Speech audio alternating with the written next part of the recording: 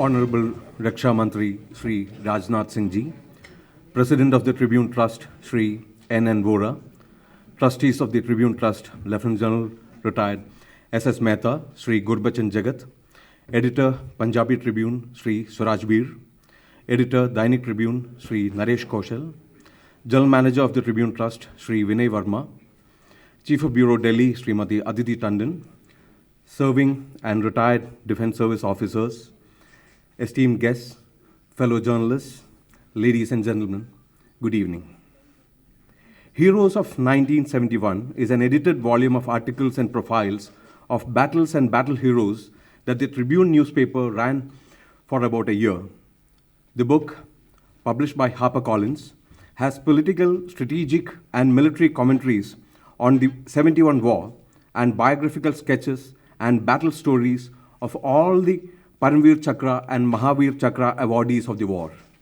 So, here is a holistic account of a genocide that took a toll of 30 lakh dead, rendering 2 crore people refugees, 1 crore in India alone, and the stellar role played by the Indian armed forces in the 13-day war.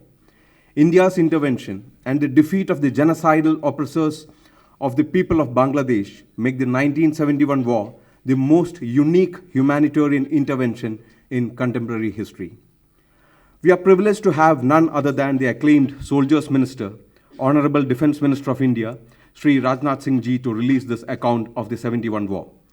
Shri Rajnath Singh Ji has been credited with many new initiatives, including theaterization, defence corridors, and for turning India into a weapons exporter. Of course, he will always be remembered for the resolute Indian response to our nosy neighbor on the icy peaks of the Himalayas. I welcome Honorable Raksha Mantri Ji, who maintains a strong emotional connect with the soldiering families all across the country. The Tribune group of newspapers is run by the Tribune Trust, which is a unique public trust that has unfailingly championed first the nation's freedom and along with it the freedom of the press. The 141-year-old trust is now headed by former Governor of Jammu and Kashmir, former Union Defence and Home Secretary Shri N. Vohra, who has a deep insight into issues of national security and military affairs. He has written a scintillating foreword to the book. I welcome Shri N. Vohra. We have on the dais a veteran who led a tank column to Dhaka, former Western Army commander, Lieutenant General Retired S.S. Mehta, as a young major, had fought the 1971 war and had led the legendary tank crossing of the Meghna River. He has contributed a brilliant chapter to the book. He is a member of the Tribune Trust. I welcome General Mehta. Shri Gurbachan Jagat is a former Director General of Jammu and Kashmir Police, former Chairman of the Union Public Service Commission, and former Governor of Manipur. A commentator and writer of repute, he is a member of the Tribune Trust. I welcome Shri Gurbachan Jagat. I would like to specially mention all those who have contributed to the 71 War series, making this book a grand success. Admiral Retired Arun Prakash, Air Vice Marshal Retired Arjun Subramaniam, Lieutenant General Retired Raj Sujlana, journalists Ajay Banerjee of the Tribune, Sujan Datta, Manoj Joshi, Major General Retired Randhir Singh Sinha, who is no longer with us, Commodore Shrikant Kesnur, Lieutenant Commodore Divya Jyot, Lieutenant Colonel A.K. Alawat, Wing Commander Retired J.S. Bhalla, and Major Ishlin Kaur. And we have the luminaries of the security establishment here. I welcome you all to this gathering. Now, I request Honorable Raksha Mantri to release the book, Heroes of 1971.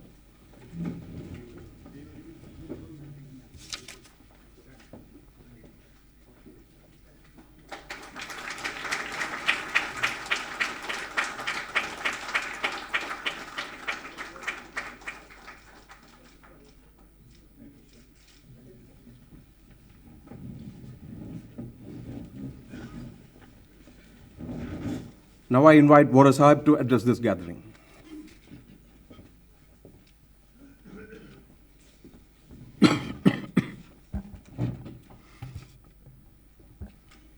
Honorable Raksha Mantri Ji, Shri Rajnath Singh, I'm extremely grateful to him for having, despite all his other commitments, accepting our request to be here this evening. I have had the privilege of working with him in Kashmir for 4.5 years till I left the state. I'm grateful to all the distinguished guests here this evening for accepting our request to participate in this important program. I particularly recognize General Sharma, former Chief of Army Staff, in whose time I was also in the Ministry of Defence, and many other good friends, General Rajesh Singh and others.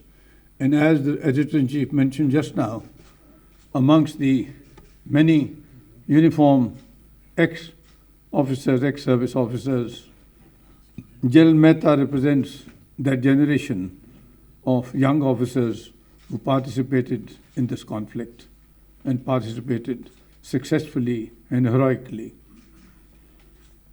Now, I have a little limitation of time, and originally I wish to say certain things, but there is Raksha Mantri ji has to meet another very important assignment, and I will try to be brief.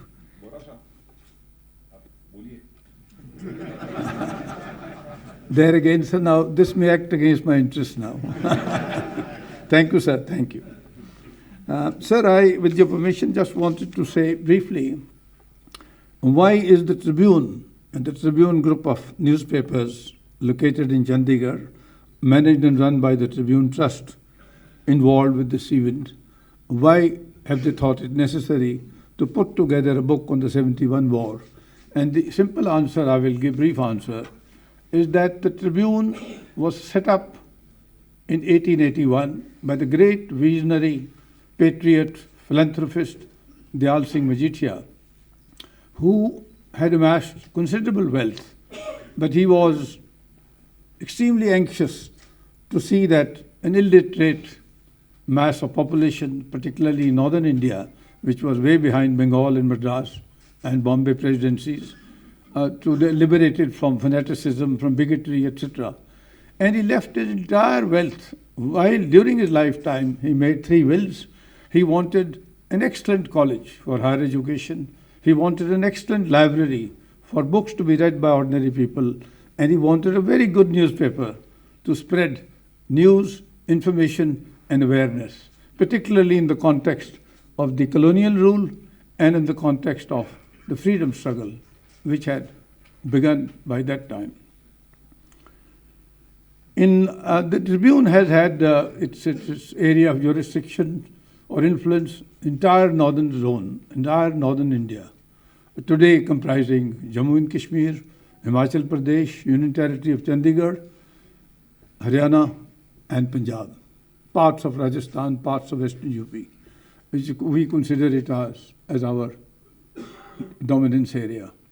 Now, this area, as all our good service officers present here today will agree with me, is the catchment area for young Jawans, young officers, not only joining the 3 services, sir, but also the armed forces of the Indian Union, the paramilitary, the state police, plus the central police organizations.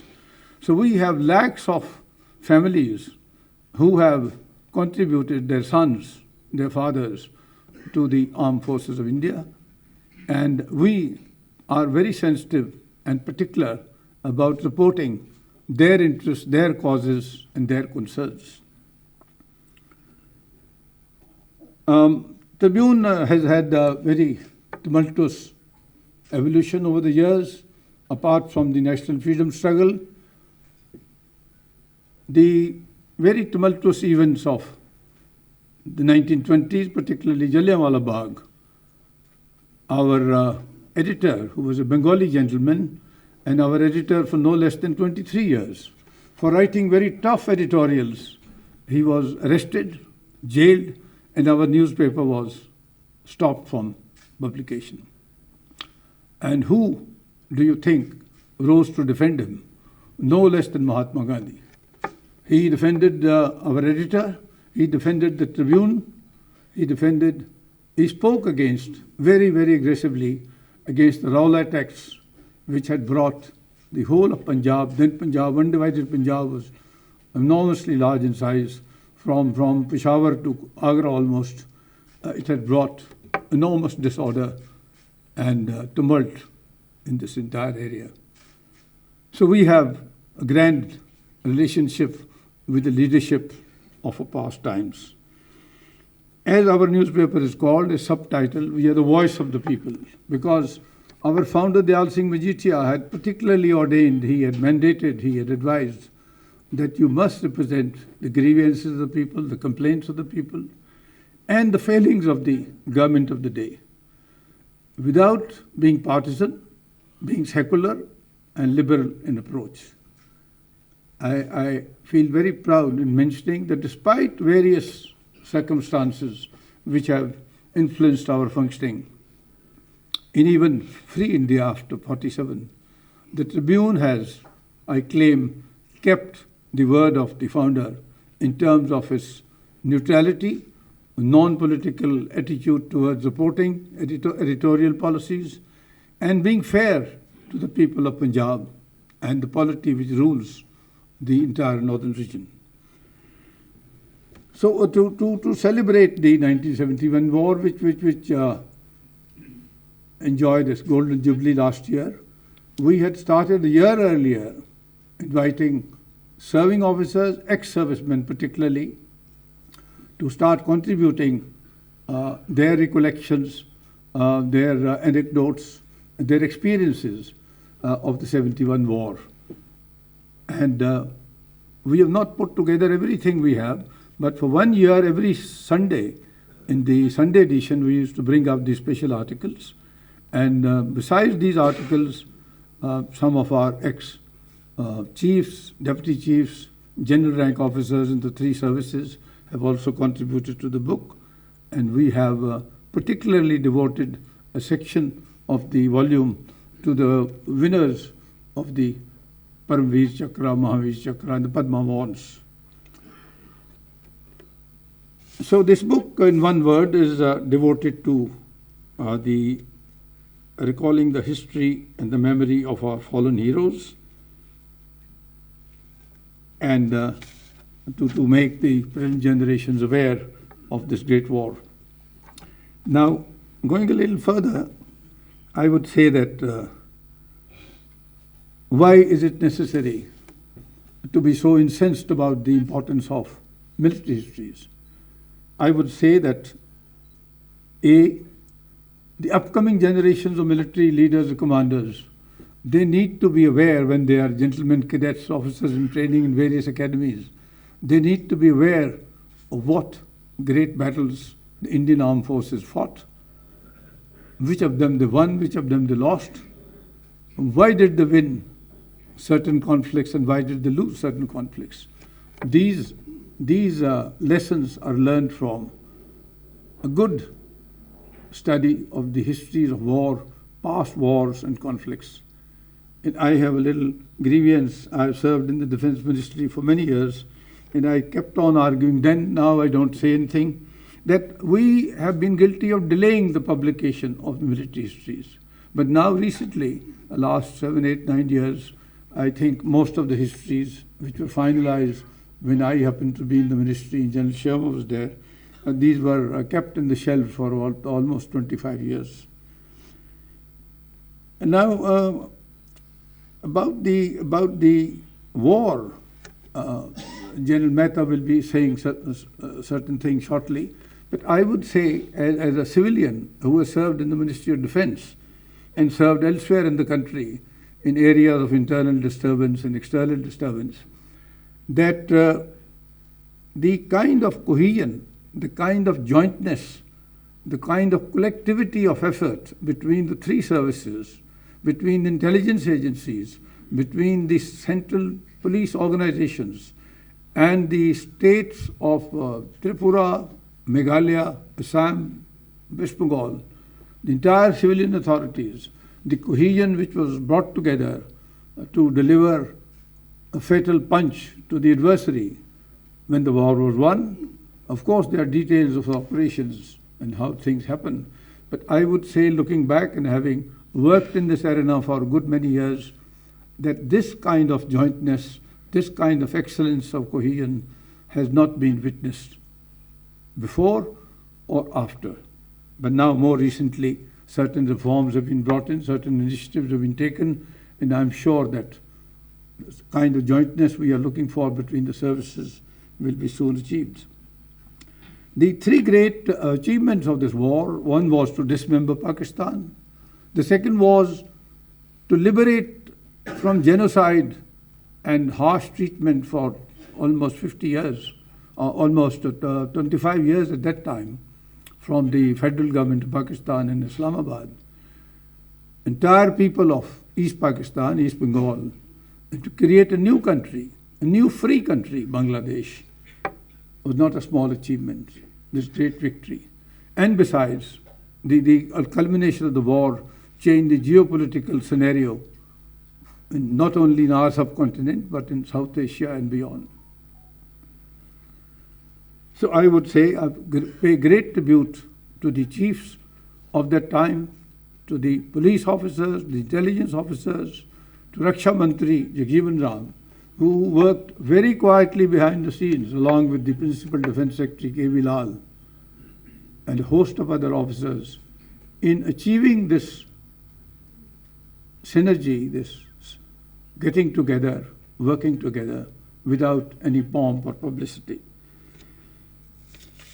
Before concluding, I would say one other thing, and that is that the importance of military history, as I just mentioned, is not only learning from the past, but also this is for the military forces, military echelons, but for the civilians, the civilian population of the country, entire country. How much are they aware of what wars have been fought by India? Who were our adversaries? What were the ratios of these engagements? How were these wars won, or at least not lost? At what cost to the country? What sacrifices were made? Who made these sacrifices? And who remembers the fallen heroes? I think it's my strong belief that national strength, especially military strength, is not merely the number of tanks and fighters and submarines and so on.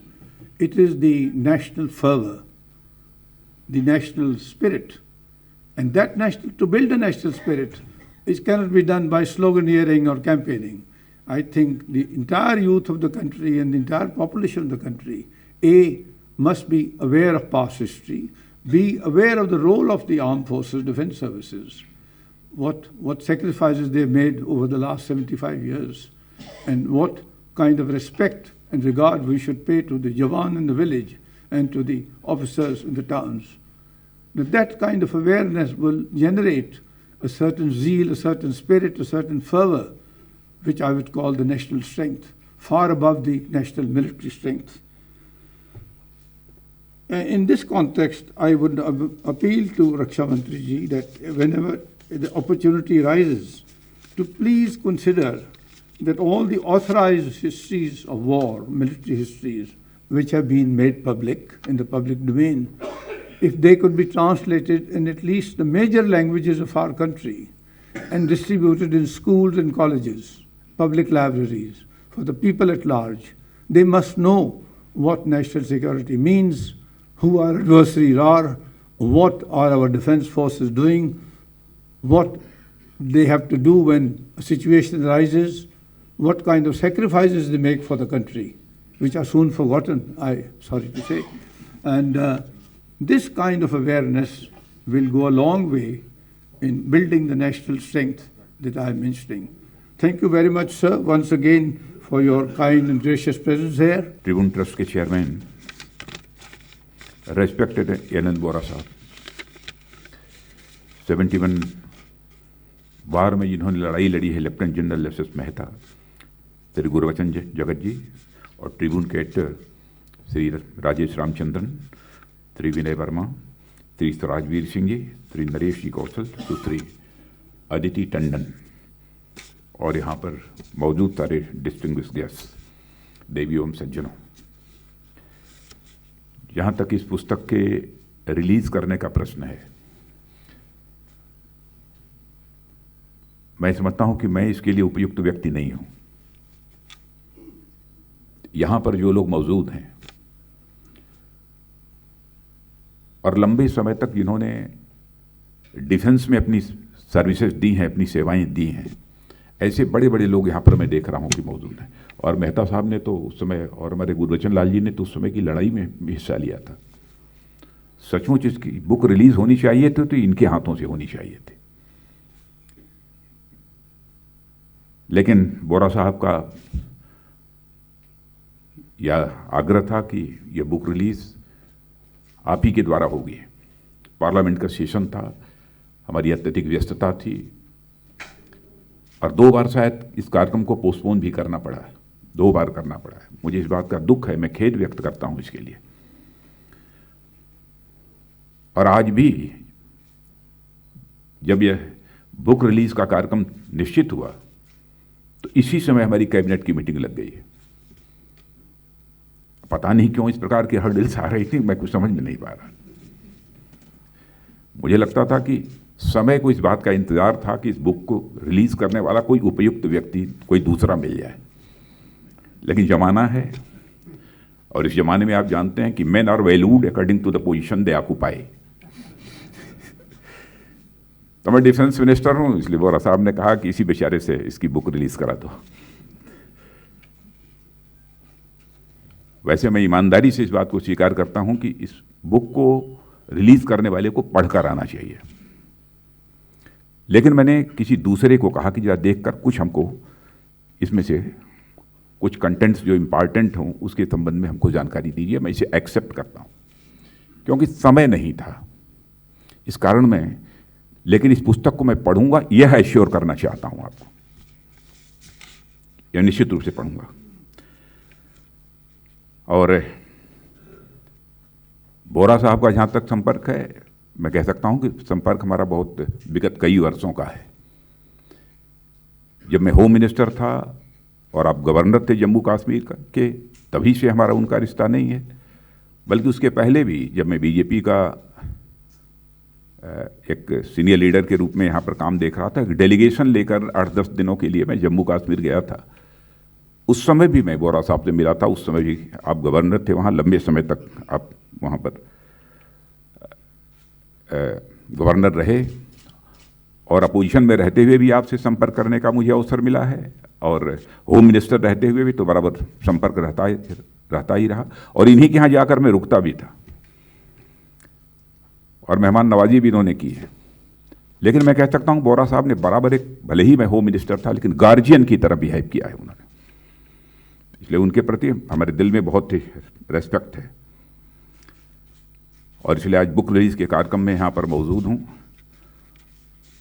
Rajesh Ramachandran जी जो इसके editor हैं, उनसे हमारा कोई बहुत पुराना तो संबंध नहीं है, लेकिन वो मिले हैं जितनी बार भी मुझसे, मैं कह सकता हूँ कि बहुत ही सहज, सरल और एक वह सौम्य इंसान है। और उन्होंने 1971 की गोल्डन जुबली के अवसर पर जो इस ट्रिब्यून में कई राइटअप्स, कई लेख जो प्रकाशित किए हैं, मैं समझता हूं कि जो ऐतिहासिक क्षण हैं उनको ये खुद में एक यादगार बना देते हैं। और इस पुस्तक को मैं बैठे बैठे भी मैं देख रहा था और मैंने एक आर्टिकल पढ़ी है बैठे बैठे, जो भी यहाँ पर मैंने देखा है कि बांग्लादेश से कुछ प्रिजनर ऑफ वार्स को लेकर एक शिप यहाँ पर आई थी। तो प्रिजनर ऑफ वार जो उस शिप में बैठे हुए, कलकत्ता आ रही थी, तो प्रिजनर ऑफ वार जो उसमें बैठे थे, तो जब वह यमुई अंडमान शायद उस शिप का नाम था, तो जब शिप कलकत्ता में पहुंची है तो उसके बाद जिस आर्मी के अफसर ने, कर्नल ने उसका चार्ज लिया, उसने कहा कि जो प्रिजनर ऑफ वार्स हैं उनमें जो सीनियर ऑफिसर है मैं उससे मिलना चाहता हूं।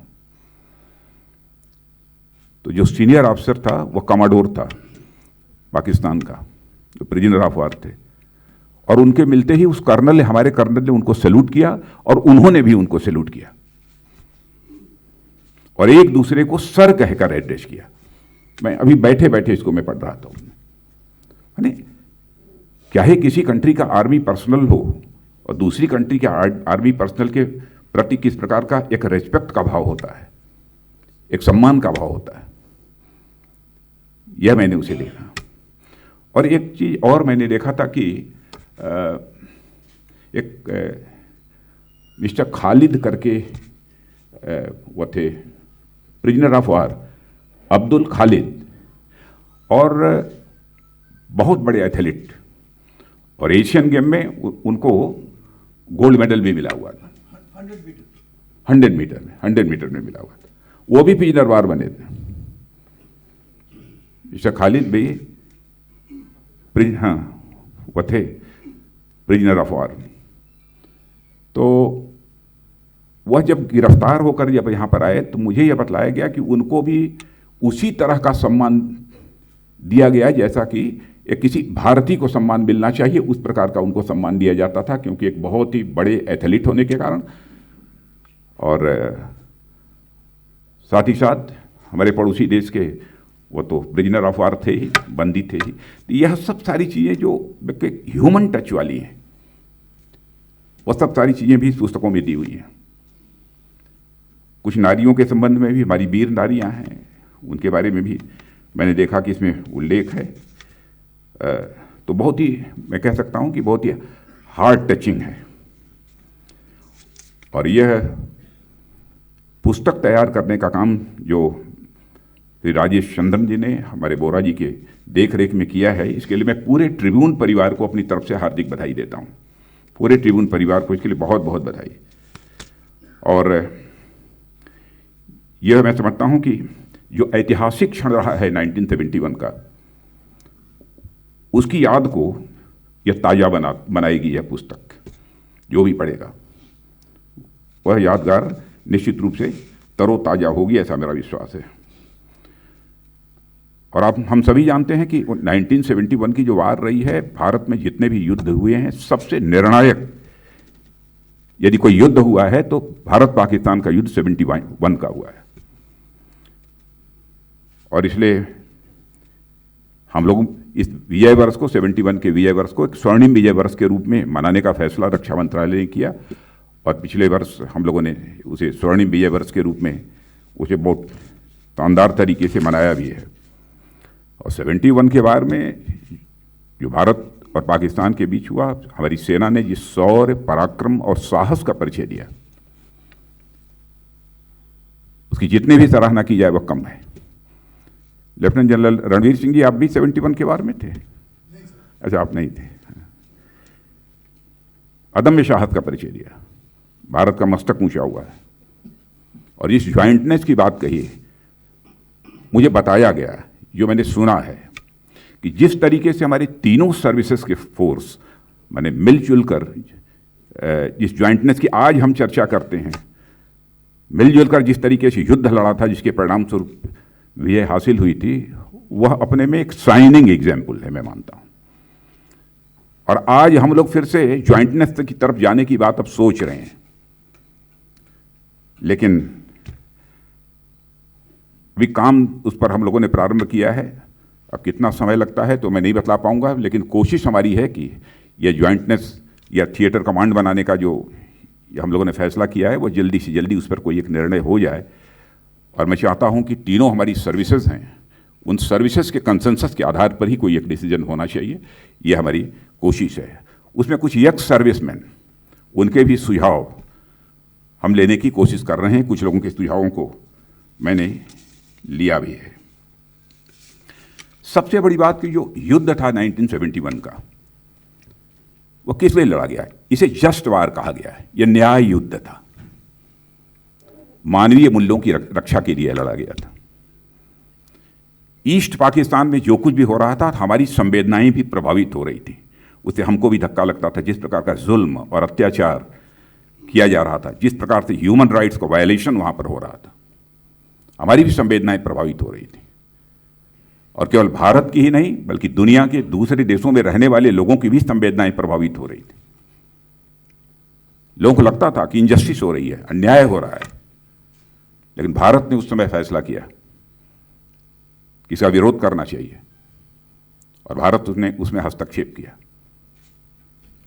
और भारत को विजय प्राप्त हुई मानवीय मूल्यों की रक्षा के लिए। वहां पर शासन करने के लिए नहीं है। पाकिस्तान की 1 इंच जमीन पर कब्जा करने का हमारा उद्देश्य नहीं था। मानवीय मूल्यों की रक्षा करने के लिए ही वह युद्ध लड़ा गया है, न्याय युद्ध। भारत का जहां तक प्रश्न है, भारत तो दुनिया का अकेला देश है जिसने भारत की सीमा में रहने वाले लोगों को ही अपने परिवार का सदस्य नहीं माना है, बल्कि पूरे विश्व की धरा पर रहने वाले लोगों को अपने परिवार का सदस्य मानते हुए सारे विश्व को वसुधैव कुटुंबकम, the whole world is a family, यह मैसेज देने वाला दुनिया का अकेला कोई देश है तो हमारा और आपका देश ये भारत है। तो जो भारत देश दुनिया को अपना परिवार मानता है, स्वाभाविक है कि दुनिया किसी भी देश में कोई जुल्म अत्याचार होगा तो उसका असर, उसका प्रभाव हमारे ऊपर भी होगा। तो अमानवीयता और अन्याय के खिलाफ हमारा युद्ध था। और मुझे तो प्रसन्नता इस बात की है कि इस बार 1971 वार का जो स्वर्णिम वर्ष इस बार मनाया गया, बांग्लादेश ने भी भारत के साथ साथ मनाया और हम दोनों लोगों ने मिलकर भी मनाया है इस स्वर्णिम वर्ष को। और बांग्लादेश के जो दूतावास है, एम्बेसी है, उसमें भी मैं उस दिन गया था। वहाँ से भी बड़ी संख्या में कुछ हमारे यक्स सर्विसमैन और प्रेजेंट जो इस समय आर्मी ऑफिसर्स हैं, वह सब सारे लोग भी उस कार्यक्रम में मौजूद थे। एक कार्यक्रम शाम को था। उस कार्यक्रम में कर्नल होशियार सिंह, जो जिन्हें परमवीर चक्र प्राप्त हुआ था, उनकी पत्नी भी थी। तो मैं सभी से मिल रहा था, सभी का अभिवादन कर रहा था। अपनी तरफ से जो एक रेस्पेक्ट का भाव है वो मैं सबके सामने प्रस्तुत कर रहा था। कर्नल होशियार सिंह की जब पत्नी को मैं देखा तो शरीर से भी, उस उम्र में भी, और आंखों में चमक और चेहरे पर जो एक सेंस ऑफ प्राइड, एक गौरव का जो भाव होता है, वह जब मैं देखा तो मैं सच बतलाऊं कि मेरा हाथ उनके पैरों पर चला गया।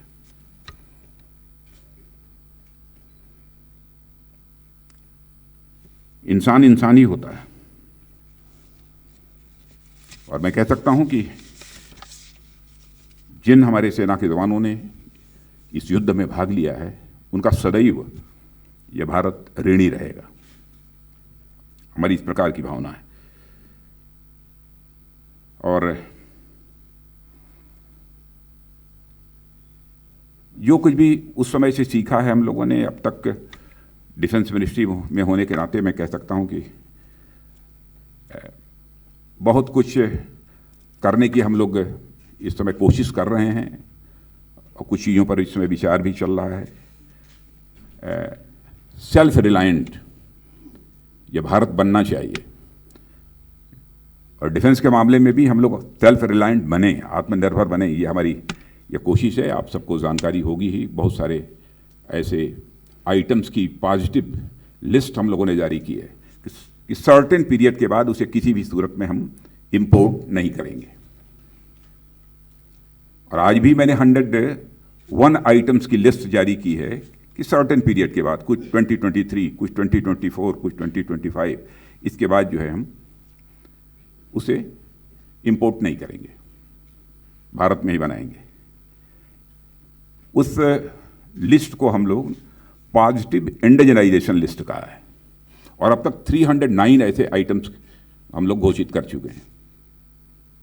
आज भी 101 आइटम्स की इंडिजनाइजेशन लिस्ट, जिसे पॉजिटिव इंडिजनाइजेशन लिस्ट कहते हैं, उसकी हमने घोषणा की है। और पब्लिक सेक्टर अंडरटेकिंग्स के लिए भी 2500 ऐसे आइटम्स तय कर दिए गए हैं कि एक निर्धारित समय के बाद वह भी किसी भी सूरत में इंपोर्ट नहीं किए जाएंगे। 2500 ऐसे स्पेयर पार्ट्स, बहुत सारी छोटी बड़ी चीज़ें हैं जिनके बारे में कि हम लोगों ने निर्णय लिया है। तो डिफेंस के मामले में हम सेल्फ रिलायंट बने, आत्मनिर्भर बने, इस दिशा में भी हम लोग अपनी तरफ से प्रयत्न कर रहे हैं। और हमारे प्रधानमंत्री जी ने जो स्लोगन दिया है कि मेक इन इंडिया और मेक फॉरवर्ड, और इसी स्लोगन के आधार पर भी हम लोग आगे बढ़ रहे हैं। भारत का जहाँ तक प्रश्न है, भारत का कभी न एक्सपेंशनिस्ट एजेंडा रहा है, न भविष्य में एक्सपेंशनिस्ट एजेंडा रहेगा। यह हमारी सोच, हमारी संस्कृति और हमारी परंपरा, इन सबके सर्वथा खिलाफ है। लेकिन हाँ, अब आप लोग कहेंगे कि आम पब्लिक में बोलते तो ज़्यादा अच्छा था, लेकिन एक डिफेंस मिनिस्टर होने के नाते मेरे दिल में जो बात रहती है मैं आपके सामने भी रखना चाहता हूं, क्योंकि इसी फील्ड से आप लोग जुड़े हुए हैं। हमारे दिल में तो रहता परिणाम चाहे जो कुछ भी हो। वैसे तो भारत का चरित्र है, हम किसी को छेड़ते नहीं, किसी की जमीन पर कब्जा नहीं करते, लेकिन दिल में जो मेरी बात रहती है, और मैंने इंडो चाइना स्टैंड ऑफ के दौरान अपने सेना के अफसर से हमारी जो बात हुई है, सेना के जवानों से जो बात हुई है, उसको देखने के बाद हमने समझा है परिणाम चाहे जो कुछ भी हो, यही संकल्प सबके दिल में है। हम किसी को छेड़ेंगे नहीं, और कोई हमको छेड़ेगा तो हम उसे छोड़ेंगे नहीं। कम से कम यह संकल्प आज लोगों के दिलों में है। लोग कहते हैं साहब प्रास कांस के बारे में सोचना चाहिए। मैंने कहा युद्ध में प्रास कांस के बारे में नहीं सोचा जाता। युद्ध युद्ध होता है, उसी हिसाब से लड़ना चाहिए। और मुझे खुशी है कि हमारे आज भी हमारे जितने भी तीनों सर्विसेज के लोग हैं, उनके अंदर यही भाव हमको देखने को मिलता है। ताज के अवसर पर बहुत ज़्यादा कुछ न कहते हुए मैं इस पुस्तक की रिलीज की औपचारिक घोषणा करता हूं, क्योंकि जिम्मेदारी दे ही दी गई है कि आपको बुक रिलीज करनी है। लेकिन हम बुक रिलीज हम लोगों ने सामूहिक रूप से किया है, अकेले मैंने नहीं किया है। इसलिए सभी की तरफ से इसकी बुक रिलीज की मैं औपचारिक घोषणा करता हूं। और मैं पुनः वोहरा साहब से और ट्रिब्यून परिवार से मैं क्षमा चाहता हूं कि दो बार मेरे कारण यह कार्यक्रम पोस्टपोन करना पड़ा है। और आज भी मैं समझता हूं कि इस बुक रिलीज के साथ जो मुझे जस्टिस करनी चाहिए थी, न्याय करनी चाहिए थी, वो मैं पूरी तरह से नहीं कर पाया हूं। हाँ, लेकिन इतना यकीन दिलाता हूं कि मैं पुस्तक को मैं जरूर पढ़ूंगा। और जो कुछ भी मैंने देखा है और जो कुछ भी मुझे ब्रीफ किया गया है, उस आधार पर मैं कह सकता हूं कि यह पुस्तक सबको पढ़नी चाहिए। और बहुत अच्छे अच्छे आर्टिकल्स भी हैं। एक तो मैं बैठे बैठे पढ़ गया है, और उसी आधार पर मैंने यहां पर बोला है। तो इस अवसर पर इससे ज़्यादा कुछ न कहते हुए मैं पुनः इस द ट्रिब्यून, ये हाईली रिप्यूटेड ये न्यूज़पेपर है, और मैं तो ट्रिब्यून रोज पढ़ता हूँ, क्योंकि डिफेंस की न्यूज़ तो जरूर उसमें रहेगी, चाहे छोटी न्यूज़ बड़ी न्यूज़, डिफेंस की न्यूज़ जरूर रहती है ट्रिब्यून में, और उसे मैं जरूर देखता हूँ। भले ही लोग कहते हैं कि सिर्फ 2-3 राज्यों तक ही, 4 राज्यों तक ही यह सीमित है, लेकिन इसमें आर्टिकल्स भी अच्छे होते हैं। तो इस अवसर पर ज़्यादा कुछ न कहते हुए मैं पुनः अपनी सम्मान की अभिव्यक्ति करता हूँ वोहरा साहब के प्रति, और इस ट्रिब्यून पूरी फैमिली के प्रति भी, और इन्हीं शब्दों के साथ अपना निवेदन समाप्त भी करता हूँ।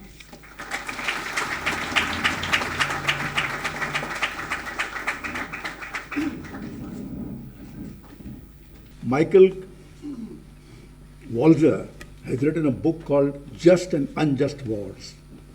उनका ये कहना है कि 20वीं सेंचुरी में there is no example in the world of humanitarian intervention which India has done. The whole world was watching, the whole world was informed, United Nations were informed, nobody took action, India did, and liberated a country which is going under genocide and brought it free from genocide. That is, मंत्री जी जो आप कह रहे थे, it's been written historically written across the world. लेकिन 3-4 बातें मैं जरूर बताऊंगा। मैं 27 साल का था। I had a son 15 months old whom I had not seen for a day. कोई मेरे दिल में भय नहीं था जब मैं लड़ाई में गया। लेकिन अब 50 साल बाद मुझे मैं देखता हूँ लड़ाई के बारे में, मैं 3-4 बातें कहना चाहता हूँ जो मैं समझता हूँ ज़रूरी है इस मौके पर कहने के लिए। सबसे पहले मंत्री जी, it was a victory of democracy over military rule. Democracy की परिचय कभी नहीं कर सकता मिलिट्री रूल, क्योंकि डेमोक्रेसी के अंदर आम आदमी, the talent of the arm forces and the political establishment system, ये सब जब एकजुट के काम करते हैं तो कोई ताकत नहीं है दुनिया में जो मिलिट्री रूल डेमोक्रेसी को हरा सके।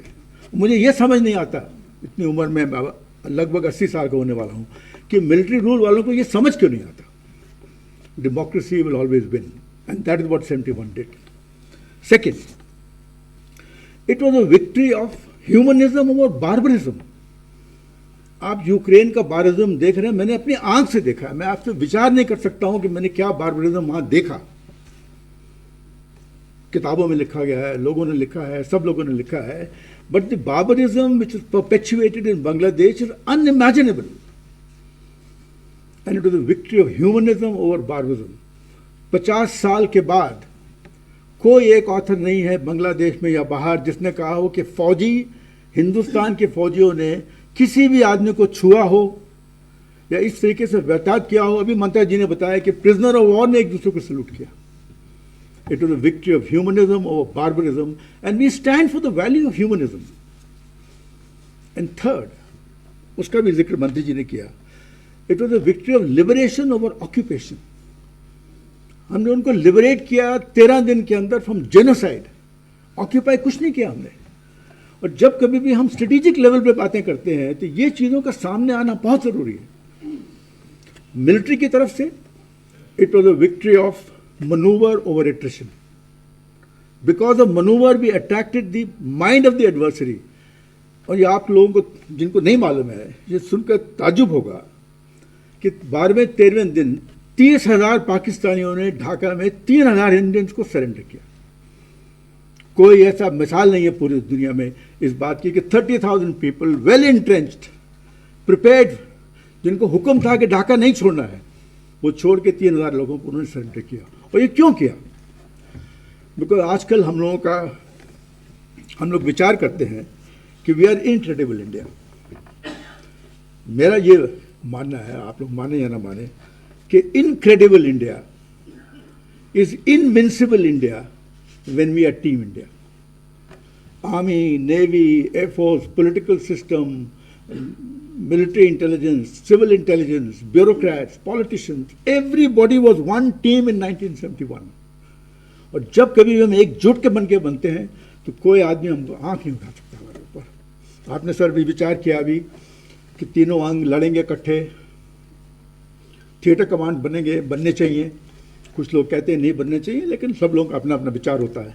लेकिन जब हम एकजुट बन के लड़ेंगे कम कीमत में, डबल फायदा देकर, अपने देशवासियों को हम ये बताएंगे कि दुनिया को मालूम होना चाहिए कि ये फोर्सेस क्या कर सकती हैं और ये क्यों करती हैं।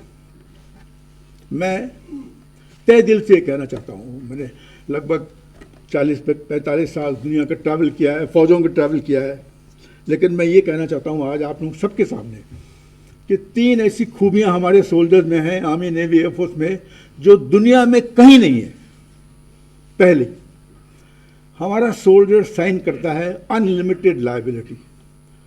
अगर आप उसको कहो कारगिल पहाड़, मैं हुक्म दे रहा हूँ चढ़ो, वो चढ़ेगा, मुझे मालूम है वापस नहीं आएगा, उसको मालूम वापस नहीं आएगा। अनलिमिटेड लायबिलिटी की शिकायत दुनिया में किसी के पास नहीं है।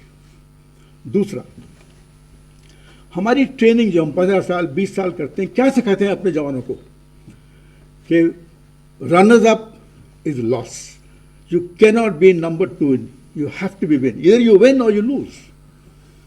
और तीसरी जो सबसे मजबूत बात है हमारे सोल्जर्स के बारे में, हमारे जवानों के बारे में, caste, colour, creed, sex, domicile से हमारा कोई वास्ता नहीं है। यूनिटी इन डाइवर्सिटी, अनेकता में एकता।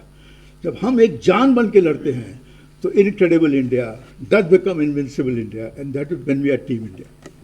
और इस मौके पर यह कहना ज़रूरी है और मैं चाहता हूं कि ये रिकॉर्ड में भी जाए कि मुक्ति बाहिनी की सपोर्ट 1971 में सराहनीय है।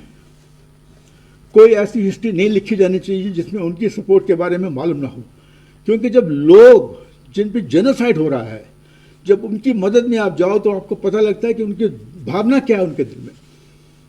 और इसलिए अब फलता फूलता देश है बांग्लादेश, हमें खुशी है इस बात की, जैसे मंत्री जी ने बताया, दोनों ने इकट्ठा सेलिब्रेट किया। मैं ये कहना चाहता हूँ 1971 की वॉर के, कि हमारे यंग लोगों को मालूम नहीं है, इसके बारे में उनको जानकारी होनी चाहिए कि दुनिया में कोई ऐसी मिसाल नहीं है 20th सेंचुरी में जो 1971 में भारत ने करके दिखाई है। और ये विक्ट्री आर्मी नेवी एयरफोर्स की नहीं है, ये देश की विक्ट्री। देश की विक्ट्री तभी जाएगी लोगों को पता होगा कि हुआ कैसे, क्यों हुई, कैसे हुई, किस लिए हुई। और मंत्री जी, आपके आने से इस बात का विचार फैलेगा, आपके विचारों से और बातें फैलेंगी। लेकिन अगर हमारी नई पीढ़ी को ये पता हो कि उनकी लेगेसी क्या है, उनकी लेगेसी इन बुनाओं पे बनी हुई है कि इसका मुकाबला इस सेंचुरी, पिछली सेंचुरी में कहीं नहीं था, इस सेंचुरी में मेरे ख्याल से कहीं नहीं होगा। आज इस मौके पर आपके आने से सर मैं आपको धन्यवाद देता हूँ।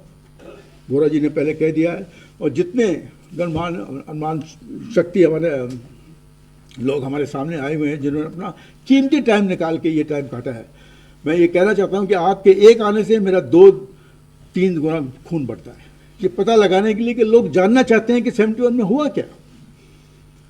इसकी परंपरा दुनिया में कहीं नहीं है।